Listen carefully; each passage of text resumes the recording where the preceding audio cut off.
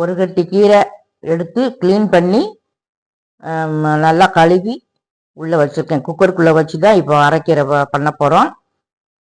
இதில் பூண்டு சின்ன சின்ன பூண்டாக இருக்கிறதுனால ஒரு 10 பல் எடுத்திருக்கேன். பெரிய பல்லாக இருந்ததுன்னா ஒரு 3 பல் இருந்தாலே போதும்.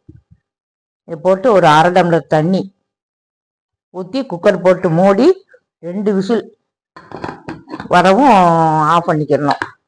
ஆஃப் பண்ணிவிட்டு அப்புறம் ஸ்டீம் எப்படியே வெந்து இறக்குன உடனே ஸ்டீம் எப்படியே எடுத்து விட்டுறணும். எடுத்து விட்டுட்டு அதுக்கப்புறம் தான் கடையிறத பார்க்கணும். இந்த மாதிரி 2 விசில் வரவும் ஸ்டீம் அப்படி எடுத்து விட்டுறணும் கொஞ்சம் கொஞ்சமாக.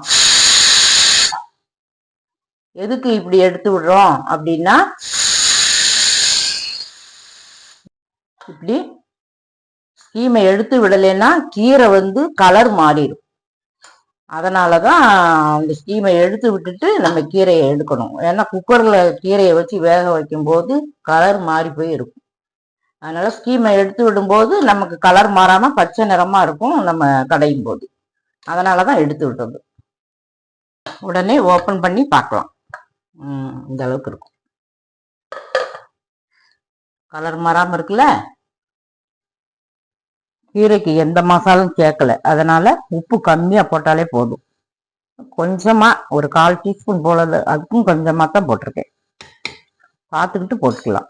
மிக்சியில போட்டு பல்ஸ் மோட்ல போட்டு அடிக்கணும். பல்ஸ் மோட்னா பின்னால குழி விட்டு விட்டு சுத்தணும். ரொம்ப மையா அடிச்சிடக்கூடாது. கீரையை பரபரன்னு கொஞ்சம் அந்த மாதிரி அடிச்சுக்கணும். மிக்சி ஜார்ல போட்டு இந்த மாதிரி அடிச்சுக்கணும். அப்புறம் தாளிக்கலாம். தாளிக்கிறதுக்கு கடலை எண்ணெய் ஊற்றிக்கலாம் 1 ஸ்பூன். அப்புறம் கடுகு உளுந்தம்பருப்பு. கடுகு உளுந்தம்பருப்பு வெடிக்கவும் வத்தலும் கருவேப்பிலையும் போட்டு அடுப்பு ஆஃப் பண்ணிட்டு காயம் கொஞ்சம் ஒரு ஃப்ளேவர் நல்லா இருக்கும்.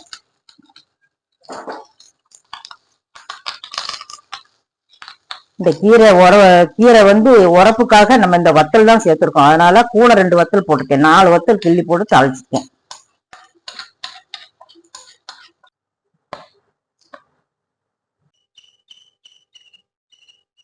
கீரை இந்த மாதிரி கீரை கடையில் செய்து சுடுசோறுல போட்டு இந்த மாதிரி பிசைஞ்சு சாப்பிட்டா நல்லா இருக்கும். இந்த கூட்டுக்கு இந்த கீரை கடைகளுக்கு முட்டை ஆம்லெட் வச்சு சாப்பிட்டாலும் நல்லா இருக்கும். இப்படி கூழ் வடகம் வறுத்து சாப்பிடலாம். நான் புடலங்காய் வறுவலும் கூட வச்சிருக்கேன்.